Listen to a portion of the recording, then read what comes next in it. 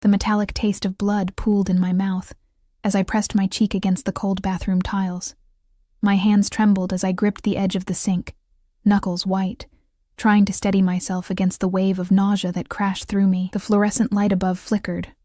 Once, twice, casting shadows that danced across the cracked mirror before me. I didn't want to look. I couldn't look. But I did. The woman staring back at me was barely recognizable. A split lip, already swelling purple. A bruise blooming across my left cheekbone like some grotesque flower. My right eye was beginning to swell shut, the skin around it tender and hot to the touch. I touched my ribs gingerly, wincing at the sharp pain that radiated through my torso with each shallow breath. Stupid, I whispered to my reflection. So stupid. Through the thin bathroom door, I could hear Marcus moving around our cramped apartment, the clink of a bottle against the coffee table, the scrape of his chair, the low murmur of the television playing some late-night show I couldn't quite make out. Each sound made me flinch, my body preparing for another assault that might or might not come. I turned on the faucet, letting the cold water run over my trembling hands. The icy shock helped ground me, pulled me back from the edge of panic that threatened to consume me whole. I cupped water in my palms and brought it to my face, hissing through my teeth as it stung the open cut on my lip. Pink-tinged water swirled down the drain, disappearing like everything else I'd lost over the past 2 years. My job, my friends, my dignity. It hadn't always been this way. Marcus had been different when we met. Charming, attentive, promising me a life beyond the cramped studio apartment I'd been living in while working double shifts at Romano's, an upscale Italian restaurant in the heart of the city. He'd swept me off my feet with expensive dinners I later learned he couldn't afford, with promises of stability I desperately craved after aging out of the foster system, with nothing but a high school diploma and a fierce determination to survive. The first time he hit me, he cried, apologized, swore it would never happen again. The second time, he blamed the stress of losing his job. By the third time, he didn't bother with excuses anymore. I dried my face carefully with a threadbare towel, avoiding the worst of the damage. My hands moved automatically, muscle memory taking over as I opened the medicine cabinet and retrieved the small makeup bag I kept hidden behind Marcus's shaving cream. Foundation, concealer, powder. The tools of my trade in hiding the evidence of my shame. Tomorrow, I would wake up at 5 in the morning. I would apply twice the usual amount of makeup. I would put on my crisp white shirt and black slacks, tie my dark hair back in a neat bun, and I would go to work at Romano's like nothing had happened. I would smile at the wealthy patrons, refill their wine glasses, laugh at their jokes, and pretend I was anything other than a ghost haunting her own life, because that's what you did when you had nowhere else to go. I clicked off the bathroom light and opened the door as quietly as possible. Marcus was sprawled on our sagging couch, beer bottle dangling from his hand, eyes fixed on the television screen. He didn't look at me as I crept past him toward our bedroom, didn't acknowledge my existence at all. Sometimes being invisible was a mercy.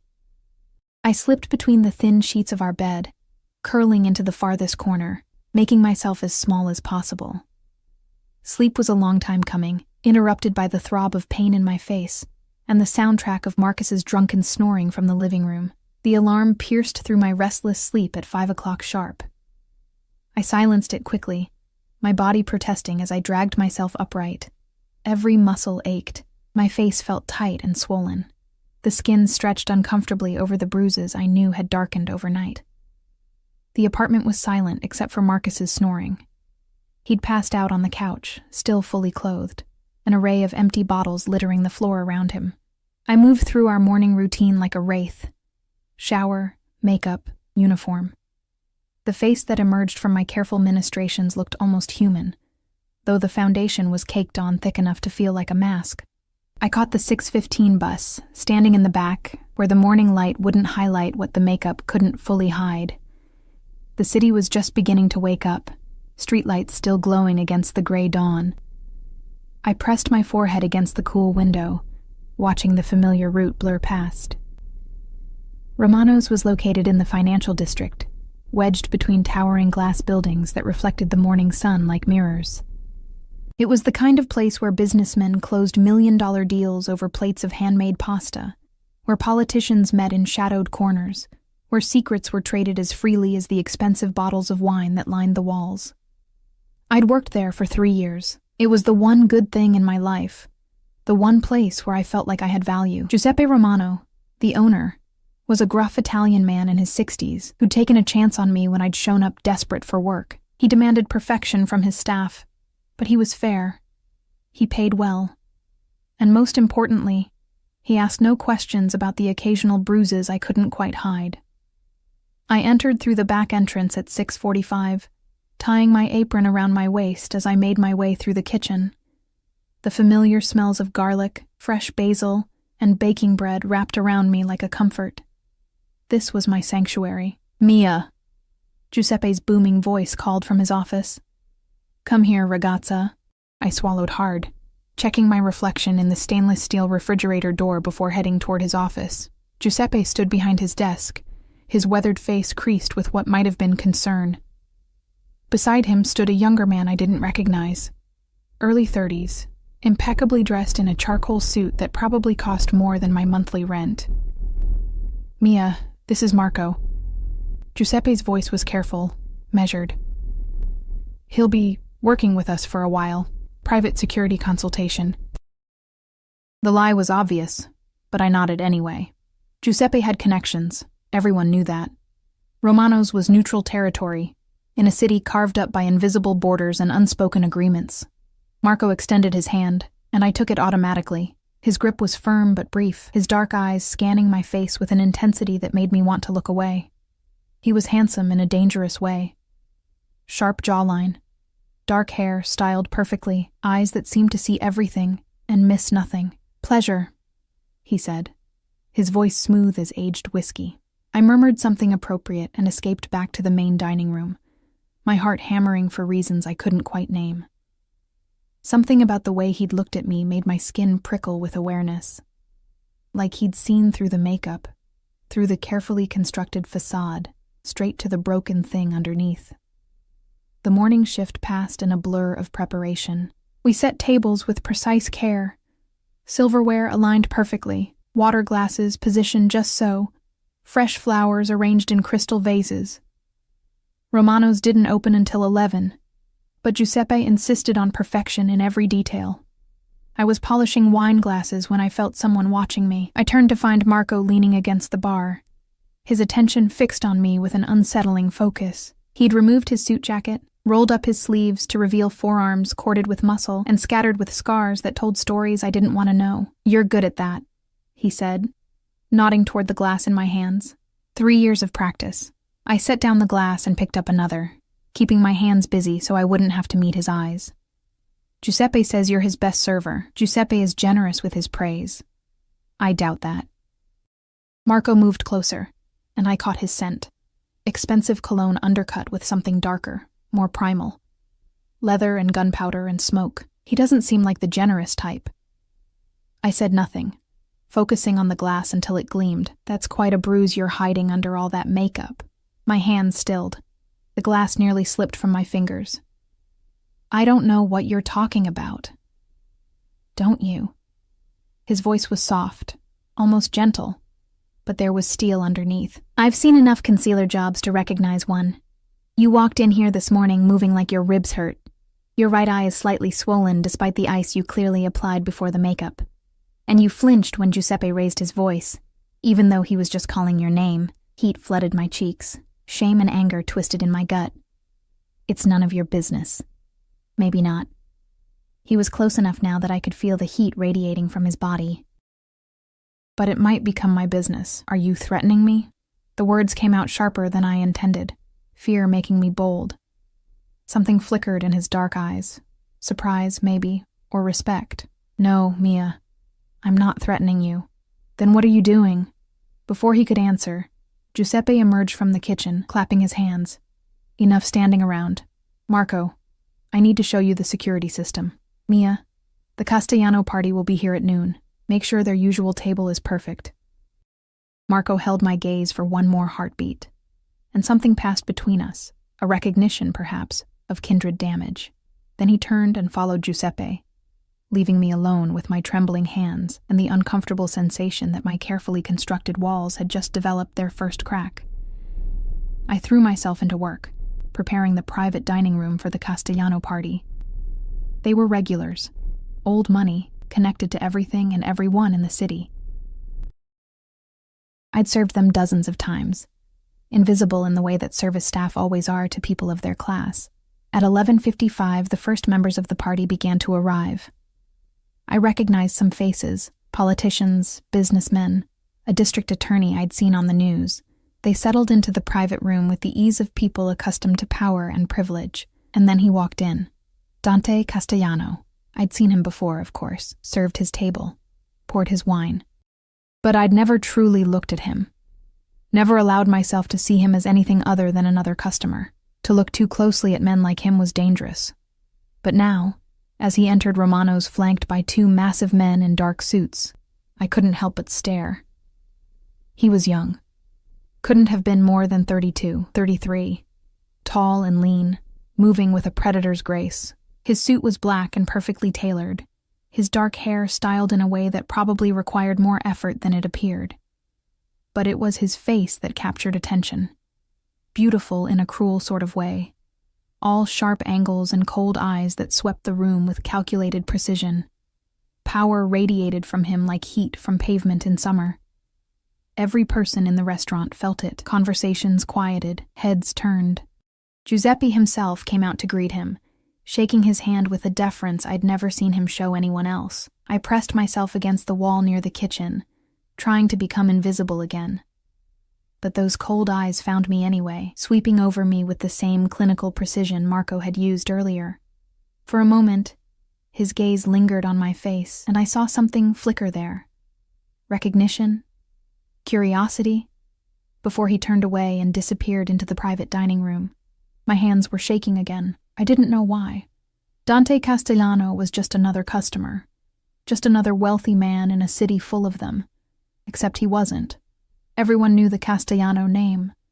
Everyone knew what it meant. And everyone with half a brain knew to stay far, far away from the family's business. Mia. Giuseppe appeared at my elbow, his voice low. You'll be serving the private room today. Marco will be standing in. Security. Giuseppe, They requested you specifically. His eyes were worried. I would say no, but you didn't say no to the Castellanos. I understood. I straightened my spine, checked my makeup one more time in the reflection of a picture frame, and pushed through the doors into the private dining room. 12 men sat around the table. Dante Castellano sat at the head, flanked by his security. Marco stood near the wall, his eyes tracking my every movement. The air was thick with cigar smoke and expensive cologne, and something else.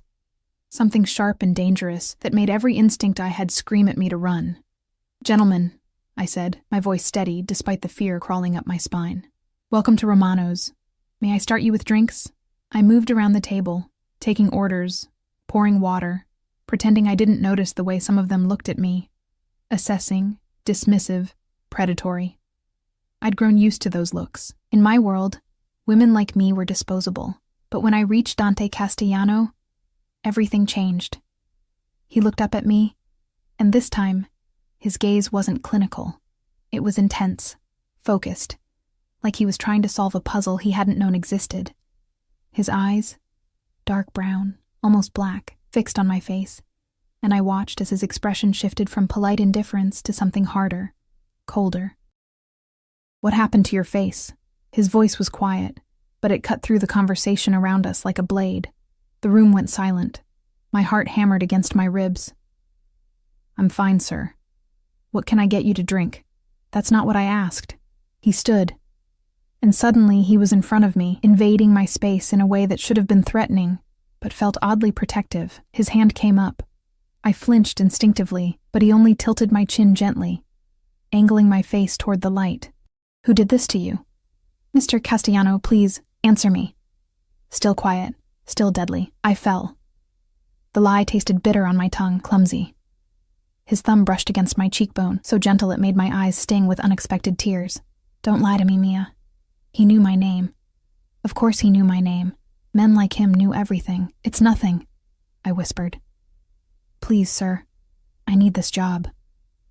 Something dangerous flashed in his eyes. He released my chin and turned to his security. Find out where she lives, who she lives with. I want a full report by tonight. Mr. Castellano, I started, panic rising in my throat. He looked back at me, and for just a moment, I saw something almost human in those cold eyes. You're under my protection now, Mia, whether you want it or not. And with those words, he sat back down, and I knew, with a certainty that chilled me to the bone, that my life had just irrevocably changed. The rest of the lunch service passed in a haze. I served, I smiled, I pretended everything was normal. But I felt Dante's eyes on me constantly, tracking my every movement with an intensity that made my skin burn. When the party finally ended hours later, I retreated to the kitchen, my legs barely holding me upright. Giuseppe found me there, leaning against the walk-in freezer, trying to catch my breath. Mia. His voice was gentle. Go home early today. Paid. Giuseppe. Go home, ragazza. And Mia? He squeezed my shoulder. Whatever happens next, it's out of my hands now. I'm sorry. I didn't understand what he meant, not then. I changed out of my uniform in the staff bathroom, my hands still trembling as I pulled on my jeans and hoodie. When I emerged into the alley behind Romano's, the sun was beginning to set, painting the sky in shades of orange and purple. A black Mercedes was parked at the mouth of the alley. Marco stood beside it, his expression unreadable. Get in, he said. I'm taking the bus. Not anymore. He opened the back door. Boss's orders. You get a ride home from now on. I don't need... Mia, his voice was firm. Get in the car, or I'll put you in it. Your choice. I got in the car. The drive to my apartment complex was silent except for the quiet hum of the engine. Marco didn't speak, didn't explain. When we pulled up in front of my building, a run-down complex on the wrong side of town, he turned to look at me. Lock your doors tonight, he said. And, Mia, Castellano doesn't make empty threats. If he said you're under his protection, that's exactly what you are. I fled into my building without responding, my heart racing. Protection, what did that even mean? And why would someone like Dante Castellano care about a broken-down waitress with nowhere to go and no one to help her? The apartment was dark when I entered. Marcus wasn't home yet. Probably at whatever bar would still serve him. I should have felt relieved. Instead, I felt terrified.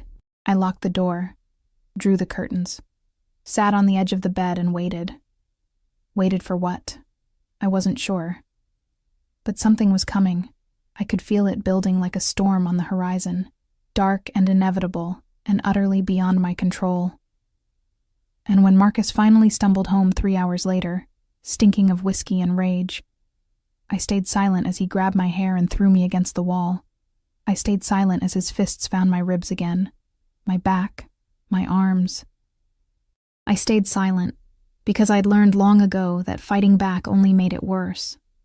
But as I curled into a ball on the floor, tasting blood and swallowing screams, I thought of cold, dark eyes and a quiet promise. You're under my protection now. And I wondered if, come morning, Marcus would understand what that truly meant. I woke to the sound of my own whimpering. The morning light filtered through the thin curtains, gray and weak, casting everything in shades of bruise. I was still on the floor where I'd fallen, my body curled protectively around itself. Every breath felt like broken glass scraping against my lungs. My ribs screamed in protest as I tried to move. Marcus was already gone. He always left early after the bad nights, disappearing before I could see the regret that might or might not flicker across his face. The apartment smelled like stale beer and something sour. Fear, maybe, or shame. Both, probably. I pulled myself upright using the edge of the bed, biting down on my lip to keep from crying out. The taste of copper flooded my mouth. Again. Always again. The bathroom mirror revealed the damage with brutal honesty. Yesterday's bruises had darkened overnight, painting my face in shades of purple and yellow that no amount of makeup could fully disguise. New ones had joined them, a handprint on my throat, fingerprint bruises on my upper arms, a split in my eyebrow that had bled onto the pillow. I looked like a victim. I looked like exactly what I was. My phone buzzed on the bathroom counter. A text from an unknown number. Car will be there at 6:30. Don't keep it waiting. M. Marco. Of course. I wanted to text back, to tell him I didn't need a ride, didn't need protection, didn't need anything from people like Dante Castellano, but my fingers hovered over the screen without typing. What would be the point? Men like that didn't take no for an answer. The shower felt like punishment, hot water finding every cut and bruise with unerring accuracy. I stood under the spray until it ran cold, washing away blood and tears, and the scent of violence that seemed to cling to my skin. Makeup took longer today, layer after layer of concealer, foundation thick enough to hide the worst of it. I used every trick I'd learned, color corrector for the bruises, powder to set it all, contour to redirect attention. When I finished, I looked almost human. Almost normal. The black Mercedes was idling in front of my building at exactly 6:30. Marco didn't get out, didn't open the door for me. I climbed into the backseat on my own, wincing as the movement pulled at my injured ribs. The interior smelled like leather and that same expensive cologne I'd noticed yesterday. My stomach twisted with anxiety. "Morning," Marco said, his eyes finding mine in the rearview mirror. I said nothing. What was there to say? "Boss wants to see you before your shift." My heart stuttered. "Why?" "That's between you and him." His tone was neutral, giving nothing away. "Don't worry. He doesn't bite. Usually. The joke, if it was a joke, did nothing to calm my nerves." We drove in silence through the waking city. Instead of turning toward Romano's, Marco navigated through streets I didn't recognize, heading into a part of town where buildings grew taller and more expensive with each passing block. Old money lived here. Power lived here.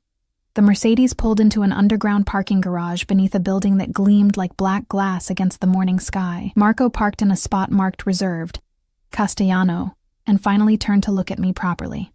"5th floor," he said. "Elevator's that way. He's expecting you. What if I don't want to go up?" Something that might have been sympathy flickered across his face. "Then I'll carry you up. Either way, you're going up." I got out of the car. The elevator was all mirrors and polished chrome, showing me my reflection from every angle. I looked small in that space, insignificant, breakable. I pressed the button for the 5th floor with a trembling finger and watched the numbers climb. The doors opened onto a private foyer. All marble floors and expensive art and floor-to-ceiling windows overlooking the city. A receptionist sat behind a sleek desk, her blonde hair pulled back in a severe bun, her expression carefully neutral. "Mia?" she asked, though she clearly already knew who I was. I nodded. "Mr. Castellano is in his office, through those doors straight ahead." My legs felt like water as I crossed the foyer. The double doors were heavy, solid wood that probably cost more than everything I owned. I raised my hand to knock, but before my knuckles could connect, a voice called out from inside. "Come in, Mia." He knew. Of course he knew. I pushed open the door. Dante Castellano's office was exactly what I expected. Luxurious without being ostentatious, powerful without being loud, dark wood furniture, more windows showcasing the city spread out below like a kingdom. He stood behind his desk, phone pressed to his ear, one hand in his pocket. He looked different without the crowd of men surrounding him, younger, more dangerous. He held up a finger, 1 minute, and continued his conversation in rapid Italian. I caught only fragments, but his tone was cold, dismissive. When he finished, he set the phone down with careful precision and finally looked at me, really looked at me. His expression went from neutral to something dark and furious in the span of a heartbeat. He crossed the space between us in 3 long strides, and before I could step back, his hands were on my face, tilting it toward the light streaming through the windows. He did this. It wasn't a question. "After I specifically told Vincent to watch your building. I don't know what you're talking about. Don't." His voice was soft, but carried the weight of absolute authority. "I've spent my entire life learning to read people, Mia. You're not a good liar." His thumbs traced the edges of the new bruises with a gentleness that made my throat tight. This close, I could see details I'd missed yesterday. A small scar through his left eyebrow, flecks of amber in his dark eyes, the sharp line of his jaw clenched with barely controlled rage. "Who is he?" Dante asked. "Nobody," Just name. The command in his voice made me answer before I could think better of it. Marcus Cole. My husband. Something dangerous flashed across his face. Husband. Yes. You don't wear a ring. I pulled my hands from his, wrapping my arms around myself protectively. He sold it, 6 months ago, for drinking money. Dante's jaw tightened. He turned away from me, walking to the windows, his hands clenched into fists at his sides. When he spoke again, his voice was carefully controlled. How long? 2 years. The marriage. I couldn't say it. Couldn't name what Marcus did to me night after night. The abuse. Dante finished for me, his tone flat. 2 years of him putting his hands on you, beating you, terrorizing you in your own home. Shame burned in my chest. It's not what? Not that bad? Not his fault? He turned back to me, and the fury in his eyes stole my breath. Let me make something very clear, Mia. What's happening to you is not acceptable. It's not normal. And it ends today. You can't just... I can do whatever I want. He moved closer again, crowding my space in a way that should have frightened me, but didn't. This is my city. These are my streets, and you are under my protection now. That means nobody touches you without consequences. I don't understand. My voice came out small, broken. Why do you care? I'm nobody. I'm just a waitress. You don't even know me. For a long moment he said nothing. His eyes searched my face like he was looking for something specific, some answer to a question I didn't understand. When he finally spoke, his voice was softer, almost sad. My mother was a waitress 25 years ago, before my father found her, before he saved her from a man who liked to use his fists more than his words. His hand lifted, fingers barely touching the bruise on my cheekbone. I was 5 years old the first time I saw that man's broken body in our driveway. My father never told me what happened. He didn't have to. I understood even then. Some lines once crossed cannot be uncrossed. The confession hung between us, heavy with implications I was afraid to examine too closely. I'm not your mother, I whispered. No, you're not. His hand dropped. But that doesn't mean I'll stand by and watch history repeat itself in my city, under my watch. So what happens now? A cold smile touched his lips. Now we go to Romano's. You serve tables. You smile at customers. You pretend everything is normal, and tonight, when your husband comes home expecting to find his punching bag waiting, the smile widened, sharp as a blade. He'll find me instead. Terror and something else, something that felt dangerously like hope, twisted in my chest. You can't kill him, can't I? Please. I don't know why I was begging for Marcus's life. He'd spent 2 years destroying mine.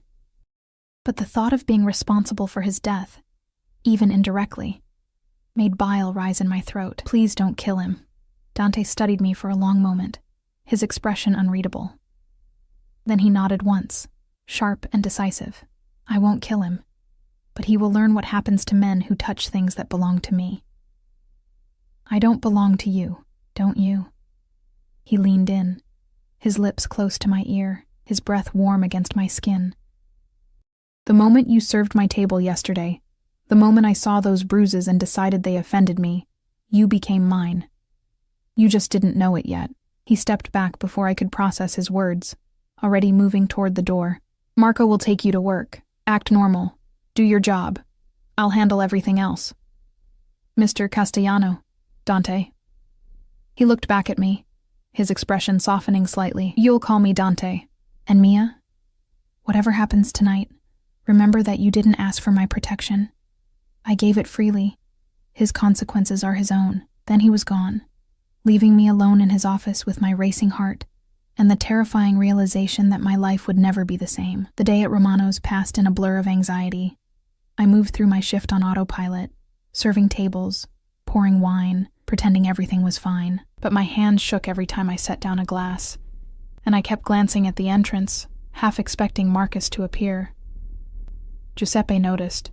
He always noticed. Whatever's happening, Piccola, he said quietly during a lull. It's out of my hands now. You understand? The Castellanos? They protect what they claim, but they also own what they protect. I understood. I just didn't want to. Marco drove me home as the sun set, painting the sky in shades of fire. We didn't speak. What was there to say? He parked in front of my building, but didn't let me out immediately. He'll be here soon, Marco said. The boss, with Vincent and Tony, they'll handle it. Handle it how? However needs handling. His eyes met mine in the mirror. Mia, listen to me. Don't go inside until we're done. Wait in the coffee shop across the street. I'll come get you when it's safe. It's my apartment. Not anymore, it's not. Not tonight. His voice was firm. Boss's orders. Coffee shop. Now. I got out of the car and crossed to the small cafe that stayed open late serving the night shift workers. I ordered coffee I didn't drink and sat by the window, watching my building like it might explode at any moment. 20 minutes later, a black SUV pulled up. Dante emerged first, followed by two men who could only be Vincent and Tony. Huge, scarred, dangerous. They looked like violence personified. I watched them enter my building, watched the lights flicker on in my apartment window 3 floors up. And then I waited, my heart hammering against my bruised ribs, wondering what exactly I'd unleashed. The coffee in front of me had gone cold an hour ago, but I couldn't stop staring at it, my hands wrapped around the ceramic mug like it was the only thing anchoring me to reality. Through the cafe window, I watched shadows move behind my apartment curtains. Sharp, violent movements that made my stomach clench with dread. What was happening up there? What were they doing to Marcus? The rational part of my brain, the part that had survived 2 years of abuse, whispered that I shouldn't care, that Marcus deserved whatever Dante Castellano decided to do to him. But another part, the part that still remembered the man Marcus had been before the drinking and the rage, felt sick with guilt. More coffee, hun? The waitress appeared at my elbow, pot in hand, concern creasing her weathered face. I shook my head. I'm fine. Thank you. She lingered, clearly wanting to say something more, but a look from someone near the counter made her retreat. I glanced over and saw Marco sitting at the bar, his attention fixed on me. How long had he been there? I hadn't even noticed him come in. He raised his coffee cup in a small salute, his expression unreadable. My apartment lights went dark, my breath caught in my throat. I half rose from my seat, panic flooding through me, but Marco was already moving. He crossed the cafe in 3 strides and put a firm hand on my shoulder, pressing me back down. Stay, he ordered quietly. They're coming down now. Is he? I couldn't finish the question. Alive? Yes. The boss keeps his promises. Marco's tone was neutral, but something flickered in his eyes. Breathing? Also yes. Walking. That's going to be questionable for a few weeks. I should have felt relieved. Instead, I felt nauseous. The cafe door opened and Dante walked in. He looked exactly the same as he had this morning. Suit still immaculate, hair still perfectly styled, expression still coldly controlled. But there was something different about him now, something dark and satisfied that made him seem more dangerous than ever. His knuckles were raw and split, blood crusting around the edges. He crossed directly to my table and slid into the seat across from me. Up close, I could see the splatter of blood on his collar, barely visible against the black fabric. His eyes were hard, glittering with an emotion I couldn't name. It's done, he said simply. What did you do to him? What needed doing? He reached across the table and took my hand, his thumb rubbing circles against my palm. The gesture was almost tender, completely at odds with the violence I knew he'd just committed. He won't touch you again, Mia. He won't even look at you again. I made certain of it. You said you wouldn't kill him, and I didn't. He's alive, conscious, and very aware of the new reality of his situation. Dante's smile was cold. I explained in detail what would happen if he ever came within 100 feet of you again. I also explained what would happen to everyone he's ever cared about if he decided to ignore that warning. He understood. Men like him always do when faced with consequences they can't fight. I pulled my hand away, wrapping my arms around myself. What happens now? Now you pack a bag. Whatever you need for the next few days. He stood, buttoning his suit jacket like we were discussing dinner plans instead of the complete upheaval of my life. "You're not staying in that apartment anymore. I have nowhere else to go. You're staying with me." The words hit me like a physical blow. "I can't. You can and you will." His tone left no room for argument. "Your building isn't safe. Half the locks don't work. There's no security. And your neighbors are either too drunk or too scared to help if something happens. I'm not leaving you vulnerable while Marcus licks his wounds and decides whether he's stupid enough to try for revenge. So I'm what? Your prisoner now?" Something dangerous flashed in his eyes. "You're my responsibility. There's a difference." "I don't see one." He leaned down, his hands braced on either side of my chair, caging me in. This close, I could smell copper and cologne and something uniquely him. Power and darkness and barely restrained violence. "Let me make this very clear, Mia. You can walk out of here right now. I won't stop you. You can go back to that apartment, back to waiting for the next time Marcus decides to use you as a punching bag. Back to pretending that makeup and lies will protect you from the inevitable." His voice dropped lower, softer, more dangerous. "Or you can accept that your life changed the moment I decided you were worth protecting.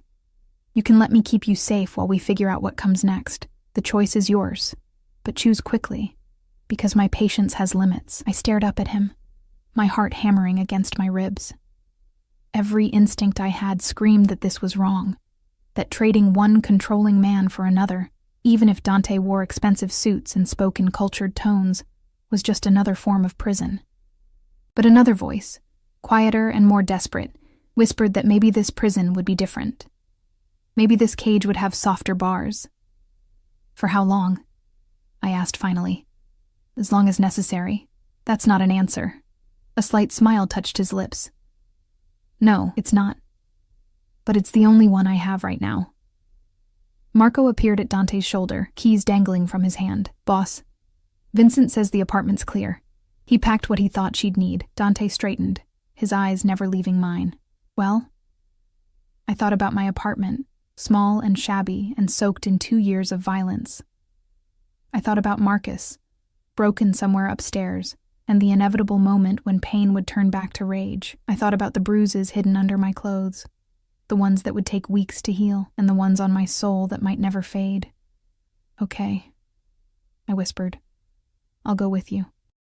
Dante's penthouse occupied the entire top floor of the building where I'd met him that morning. Marco used a private key to access the elevator, which opened directly into a foyer that probably cost more than I'd earn in a lifetime.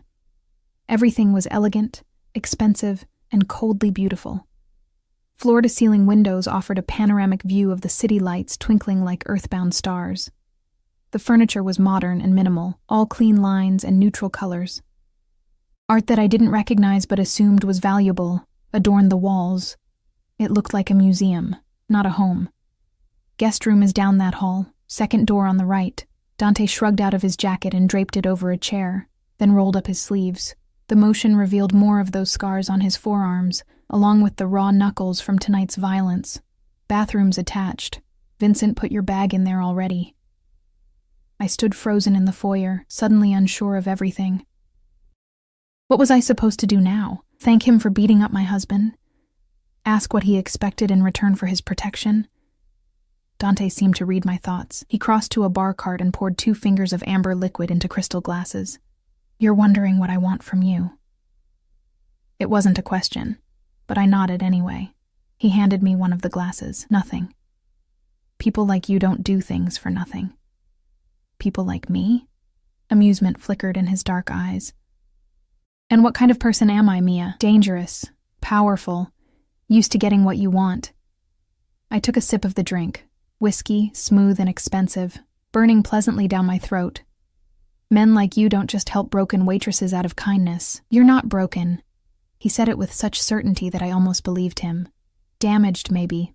Hurt, definitely, but not broken. Broken things can't fight back, and you've been fighting every day just to survive. That's not fighting. That's just existing. Sometimes existing is the bravest thing we can do." He gestured toward the hallway. "Your room has a lock on the inside. Use it if it makes you feel safer. There's food in the kitchen. Help yourself to whatever you want." I I have some business to attend to, but Marco will be outside if you need anything. You're leaving? For a few hours. I need to make sure certain messages get delivered to the right people. His smile was cold. Your husband isn't the only one who needs to understand the new reality. His friends, his family, anyone who might think about causing you problems. They all need to know that touching you means dealing with me. The possessiveness in his tone should have frightened me. Instead, it sent a strange warmth through my chest that I didn't want to examine too closely. Why are you doing this? The question came out softer than I intended. Really? Why do you care? Dante was quiet for a long moment, his eyes distant. When he finally spoke, his voice carried a weight of old pain. Because I was 5 years old when I watched my mother try to hide bruises with makeup. Because I heard her crying through the walls at night. Because I was too young and too powerless to do anything except pray that my father would come home and make it stop. He set down his glass with careful precision. I swore then that if I ever had the power to stop it happening to someone else, I would. No hesitation, no questions, no mercy for the men who think violence makes them strong. The confession hung between us, raw and honest in a way I hadn't expected from someone like him. Your father, I said quietly. He was the previous head of the Castellano family. Yes. Dante's expression hardened. He found my mother serving tables at a restaurant not unlike Romano's. She was running from a man who beat her, trying to survive on her own with a 5-year-old son. My father fell in love with her, married her, adopted me, and made sure her ex-husband understood that some mistakes are permanent. What happened to him? Her ex-husband. They found his body in the river 3 months later. No emotion in his voice, just cold fact. The official cause of death was drowning. Unofficially, he drowned after someone broke both his legs and threw him in weighted with chains. I should have been horrified. Instead, I felt a dark satisfaction that scared me more than anything else tonight. So, this is about your mother, I said. I remind you of her. No. He stepped closer, his hand coming up to cup my cheek with surprising gentleness. You remind me of every person who's ever felt powerless, and I have the power to change that now. So I will. His thumb traced the edge of a bruise, and I couldn't help the small gasp that escaped me, part pain, part something else entirely. His eyes darkened at the sound. Get some rest, he said, his voice rougher now. We'll figure out the rest tomorrow. He left before I could respond, the private elevator doors closing behind him with a quiet hiss. I stood alone in his penthouse, my heart racing, my mind spinning with everything that had happened in the last 24 hours. Yesterday I was invisible, broken, trapped in a cycle of violence with no escape. Tonight, I was standing in a penthouse overlooking the city, under the protection of one of the most dangerous men in the state, feeling safer than I had in years. I should have been terrified of what came next. Instead, as I made my way to the guest room and locked the door behind me, I felt something I'd almost forgotten existed. Hope. I didn't sleep. The guest room was larger than my entire apartment, decorated in soft grays and creams that should have been calming, but only emphasized how out of place I was. The bed was enormous, the sheets Egyptian cotton with a thread count I couldn't even guess at. Everything smelled clean and expensive and foreign. I lay awake for hours, staring at the ceiling, listening to the unfamiliar sounds of Dante's penthouse, the quiet hum of expensive air conditioning, the distant whoosh of the elevator. At some point past 3 in the morning, I heard the elevator doors open, and quiet voices. Dante returning with Marco, discussing something in low tones I couldn't quite make out, then silence. I must have dozed off eventually, because I woke to sunlight streaming through floor-to-ceiling windows and the smell of coffee drifting from somewhere in the penthouse. For a disoriented moment, I forgot where I was.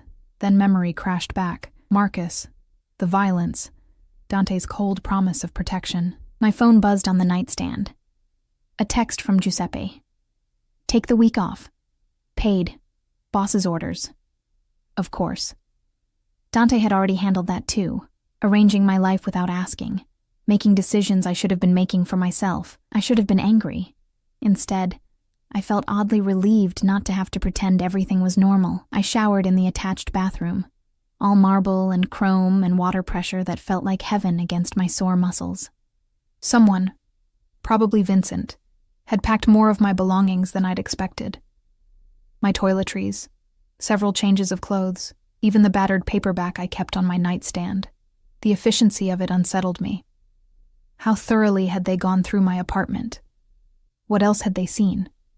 I dressed in jeans and a soft sweater, hiding the worst of the bruises on my arms. The ones on my face were fading slowly. The makeup I applied this morning less like a mask and more like a precaution. When I finally emerged from the guest room, I found Dante in the kitchen. He stood at the counter in dark slacks and a white dress shirt, sleeves rolled to his elbows, reading something on his tablet while drinking espresso from a tiny cup. His hair was still damp from a shower, and without the armor of his full suit, he looked younger, almost approachable. Until he glanced up and I saw his eyes. Those were the same, dark, intense, missing nothing. "Morning," he said, setting down the tablet. "There's coffee in the pot. Fresh pastries from the bakery downstairs if you're hungry." I poured coffee, needing something to do with my hands. "You didn't have to do all this." "Do what?" "Any of it. The clothes, talking to Giuseppe, letting me stay here." I wrapped my hands around the warm mug. "I'm not your responsibility. We've had this conversation." He came around the counter, moving into my space with that predatory grace that made my pulse quicken. "You became my responsibility when I decided you were. The rest is just logistics. I'm not a problem to be solved. No, you're a person who needed help and didn't know how to ask for it." His voice was matter of fact, but his eyes held something warmer. "There's no shame in that, Mia." Before I could respond, the elevator chimed. Marco stepped out, followed by a woman I didn't recognize. Late 50s, elegant in a navy suit, carrying a leather briefcase. "Boss," Marco said. "Mrs. Chen is here." Dante nodded. "Thank you, Marco." He turned to me. "Mia, this is Rebecca Chen. She's a lawyer, one of the best in the state." Mrs. Chen offered her hand, her grip firm and professional. "Ms. Torres, it's nice to meet you, though I wish it were under better circumstances." I shook her hand, confused. "I don't understand. Why do I need a lawyer?" "Because you're filing for divorce," Dante said calmly, like he was discussing the weather. "Mrs. Chen specializes in domestic abuse cases. She'll handle everything. The paperwork, the restraining order, all of it. You just need to answer her questions honestly." The room tilted slightly. "You can't just decide I'm getting divorced." "Can't I?" He moved closer, his voice dropping. "Tell me you want to stay married to him. Tell me you want to spend the rest of your life looking over your shoulder, wondering when the next beating will come. Tell me you love him despite everything he's done to you." I opened my mouth, but no words came, because he was right. I didn't love Marcus, hadn't loved him in longer than I wanted to admit. But divorce meant lawyers and courts and confrontation, and I'd spent 2 years learning that confrontation only brought pain. "I can't afford a lawyer," I said finally, grasping for any excuse. "Already handled," Dante replied. "Mrs. Chen works for me. Consider it part of my protection services." Mrs. Chen's expression softened. "Ms. Torres, I understand this is overwhelming. But I promise you, I've handled hundreds of cases like yours. We'll make this as painless as possible. Your husband will be served papers today. Given the documented abuse and the restraining order I'll file simultaneously, you won't have to see him or speak to him at all." "Documented abuse?" My voice came out small. "The photographs Vincent took last night when you were at the cafe. The medical records we obtained from the 3 times you went to urgent care in the past year. The testimony from your coworkers who witnessed your injuries." She set her briefcase on the counter and extracted a folder. "We have everything we need, Ms. Torres. You just need to give me permission to proceed." I looked at Dante, this dangerous man who'd inserted himself into my life without invitation, who was systematically dismantling everything familiar, even if that familiar was toxic. "Why are you doing all this?" "Because you won't do it for yourself." No judgment in his tone, just observation. "Because women like you, good women, kind women, have been taught that suffering in silence is noble, that protecting your abuser is somehow your responsibility. I'm here to tell you it's not. And what do you get out of it?" Something flickered across his face. Surprise, maybe, or respect. The satisfaction of knowing I used my power for something that matters. And he hesitated, which seemed uncharacteristic for him. Your trust, eventually, if I earn it. The honesty in that admission stole my breath. This wasn't just about his mother, about old trauma reshaping itself into current action. This was about me, about seeing me as a person worth protecting, worth fighting for. I turned to Mrs. Chen. What do I need to do? Relief washed over her features. Just sit down with me and answer some questions. An hour, maybe 2. Then I'll handle the rest. 3 hours later, I sat alone on Dante's balcony, staring out at the city spread below like a glittering maze. Mrs. Chen had left with a signed retainer agreement and enough information to bury Marcus in paperwork and legal consequences. The restraining order would be filed by end of business today. Divorce papers would be served tomorrow morning. It was done. Or at least begun. I should have felt relieved. Instead, I felt untethered, like someone had cut the ropes holding me to earth, and I was floating away into nothing. The balcony door opened behind me. Dante emerged carrying 2 glasses of wine, handing me one before settling into the chair beside mine. For a long moment, we sat in comfortable silence, watching the sun begin its descent toward the horizon. Having second thoughts? He asked finally. No. Maybe. I don't know. I took a sip of wine.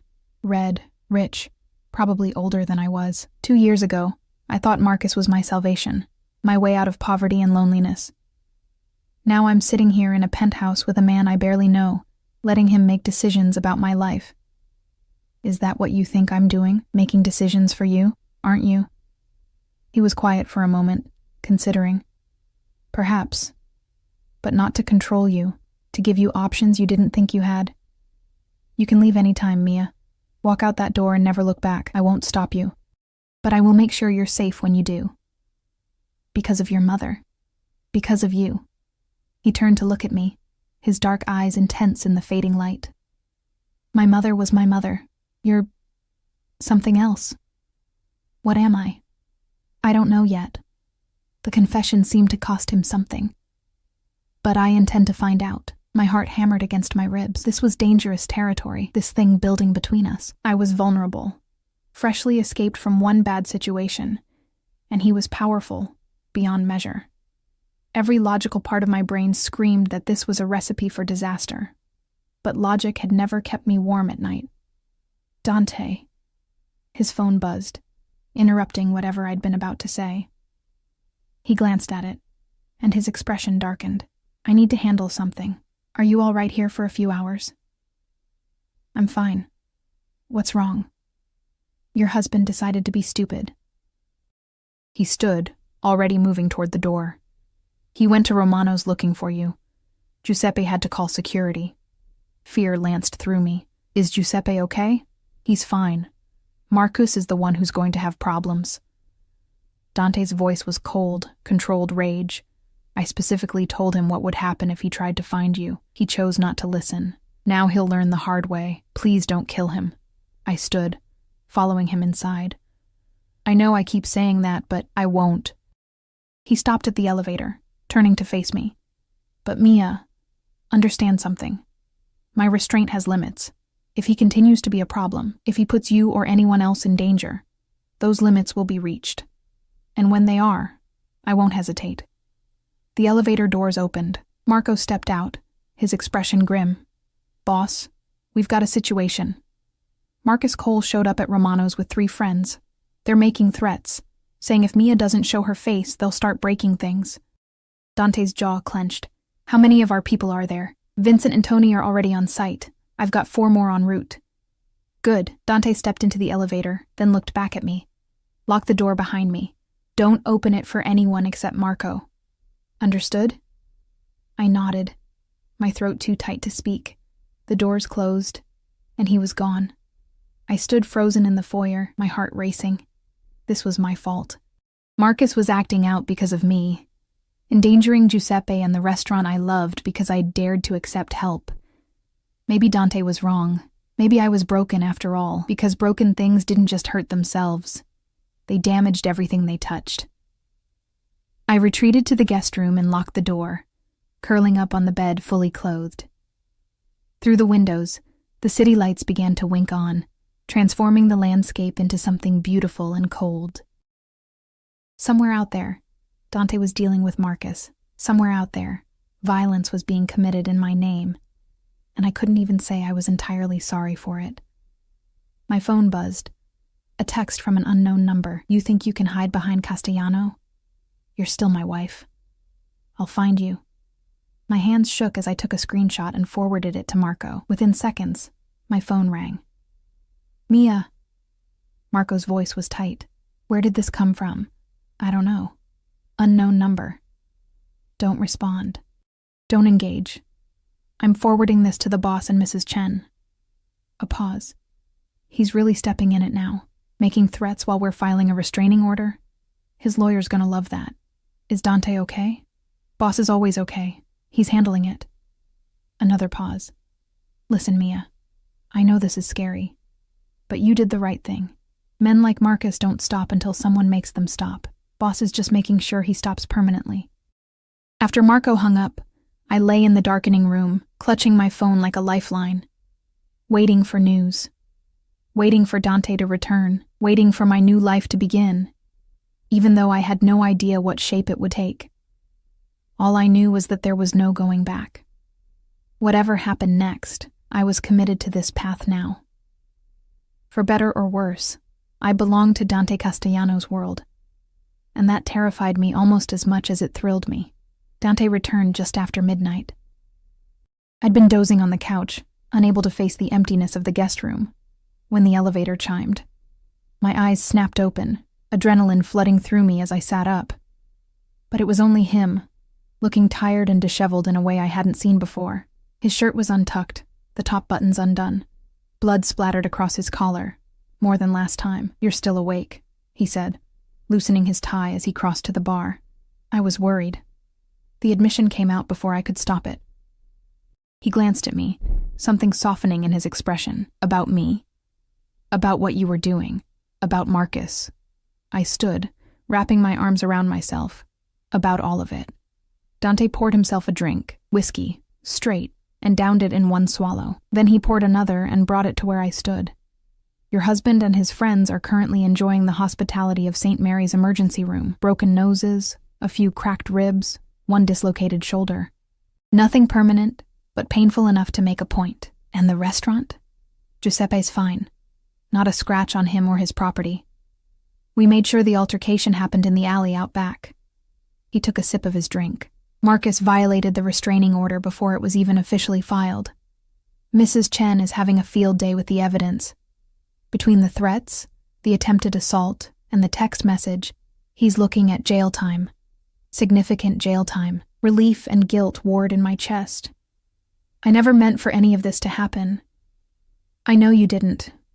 He set down his glass and reached for me, his hands settling on my shoulders. But it needed to happen.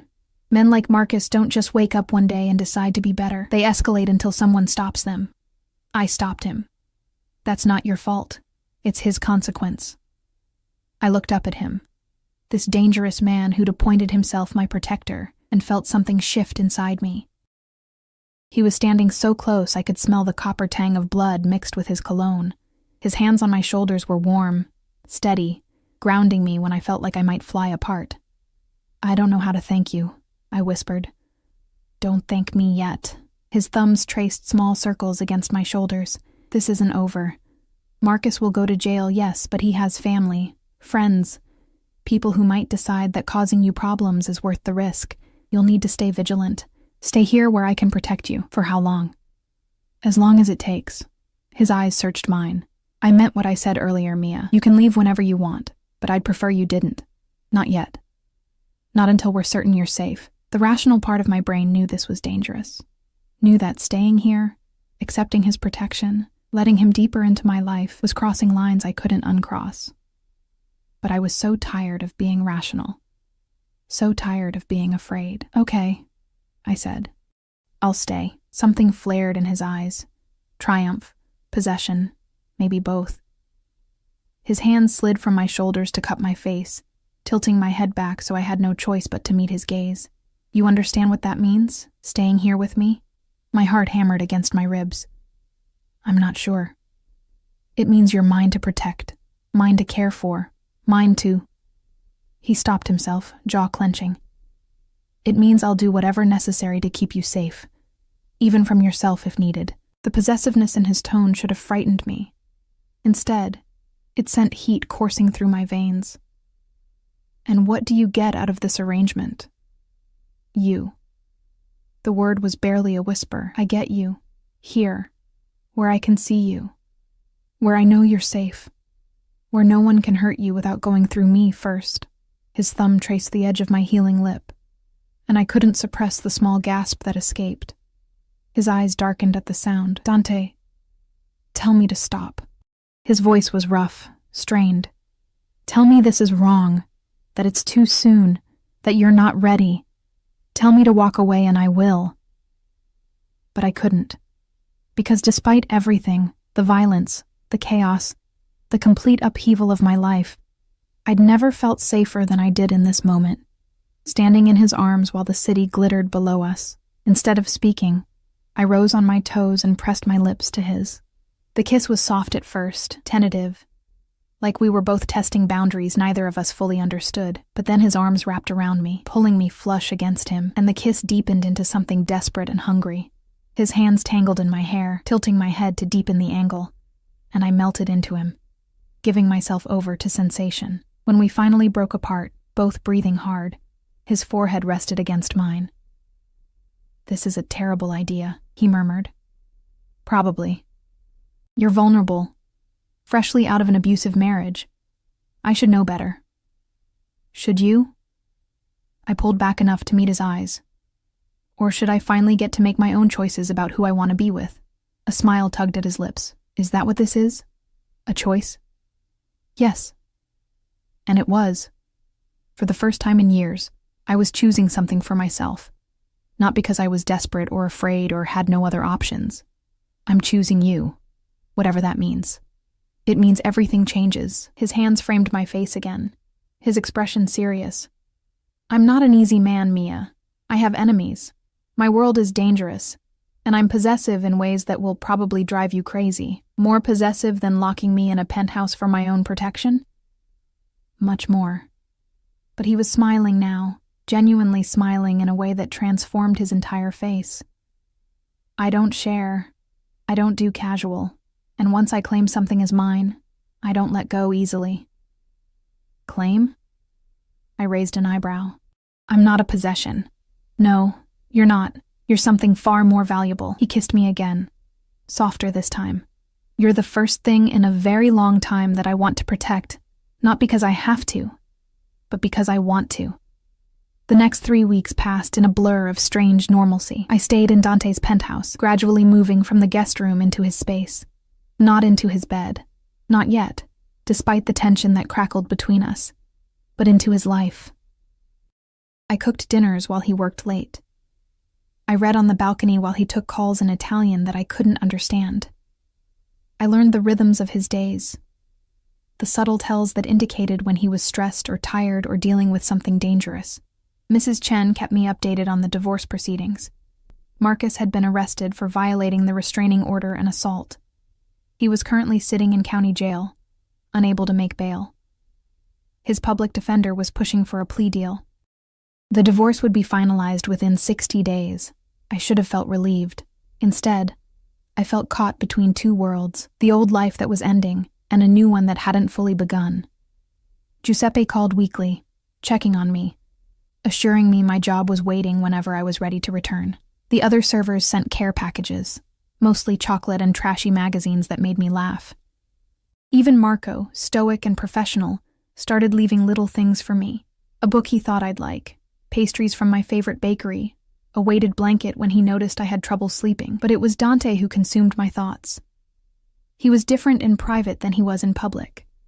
Softer, more vulnerable, though he tried to hide it. I learned that he had nightmares, waking sometimes in the early hours with a gasp, and reaching for the gun he kept in his nightstand. I learned that he called his mother every Sunday, speaking in rapid Italian while pacing the balcony. I learned that despite the violence his world demanded, He was gentle with me, always checking, always asking permission before crossing boundaries. We didn't talk about what we were. Dating seemed too casual. Together implied something more permanent than either of us was ready to name. So we existed in this undefined space, growing closer each day, the tension between us building like a summer storm. Until the night, everything changed. I was in the kitchen making tea when Dante came home early, his expression darker than I'd ever seen it. Marco and Vincent followed him in, both looking grim. "What's wrong?" I set down the kettle, fear prickling up my spine. Dante crossed to me in 3 long strides, his hands gripping my shoulders almost painfully. Marcus made bail. His brother put up his house as collateral. My blood ran cold. When? 2 hours ago. He violated the terms immediately, went straight to your old apartment building. When he found it empty, he started making calls, asking questions, threatening people who wouldn't tell him where you were. Does he know about here? Not yet. But he will eventually. People talk, especially when offered enough money or motivation. Dante's jaw was tight, his eyes blazing with fury. I should have killed him when I had the chance. Dante... No. His hands moved to frame my face, forcing me to look at him. I tried to do this the right way. Legal channels, restraining orders, letting the system handle it. But the system failed. He's out there right now, hunting for you. And I will not allow him to touch you again. What are you going to do? What I should have done from the beginning. He released me and turned to Marco. Find him. Bring him to the warehouse. Make sure nobody sees. Marco nodded and disappeared into the elevator with Vincent. I grabbed Dante's arm as he moved to follow them. Please, don't kill him. Not for me. Not for you. His voice was cold, controlled. For me. Because I can't protect you while he's still breathing. Still obsessed, still stupid enough to think he has any claim on you.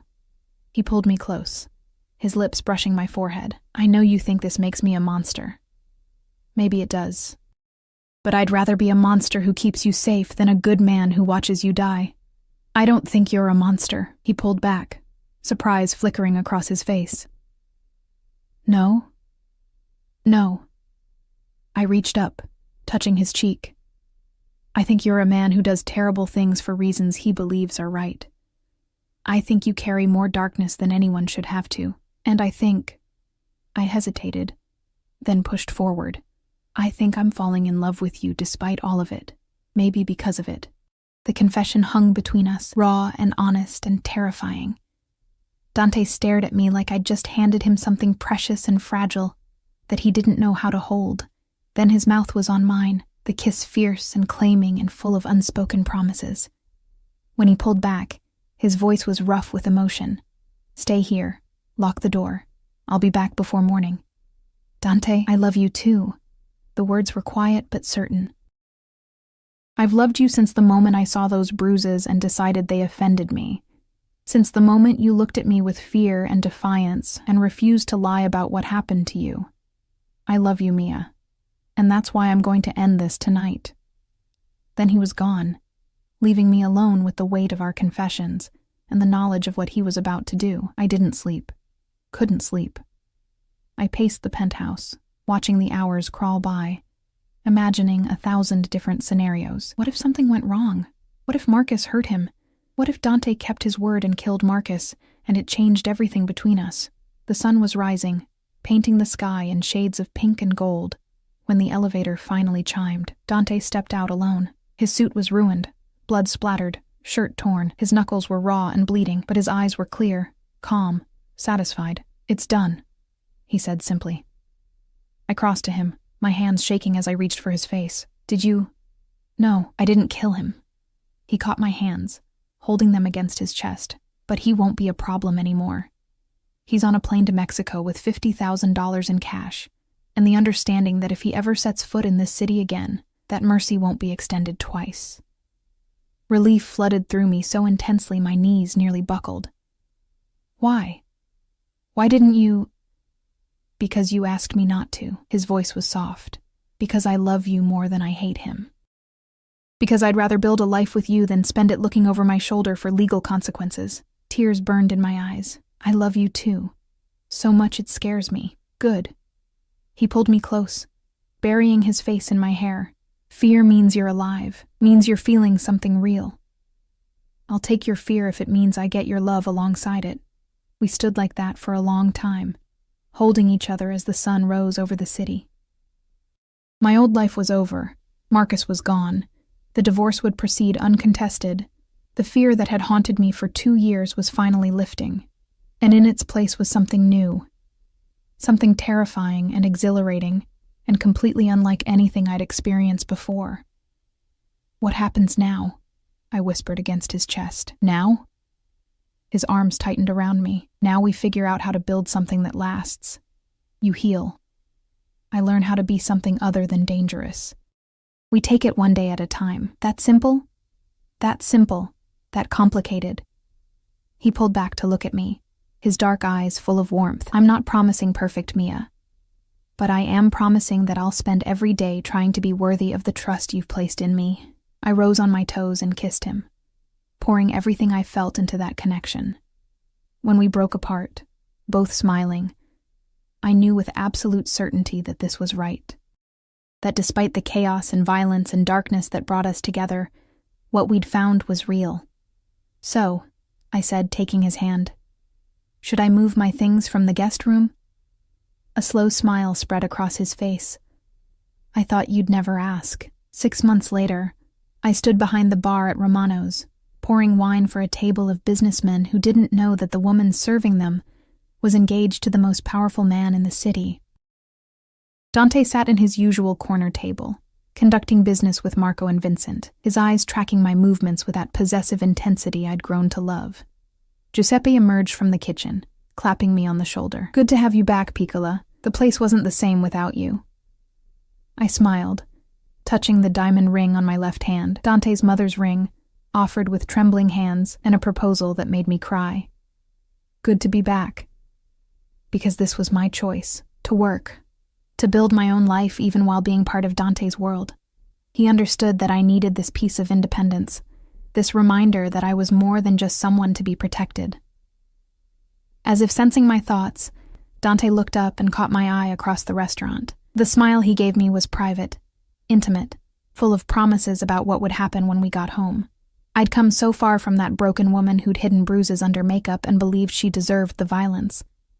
I'd found strength I didn't know I had, love I never thought I'd deserve, and a future that looked nothing like the one I'd imagined. It wasn't perfect. Dante's world was still dangerous, still complicated. But it was mine. He was mine. And I was his. Not as a possession, but as a partner, an equal. Someone who chose him every day just as he chose me. And that, I'd learned, made all the difference.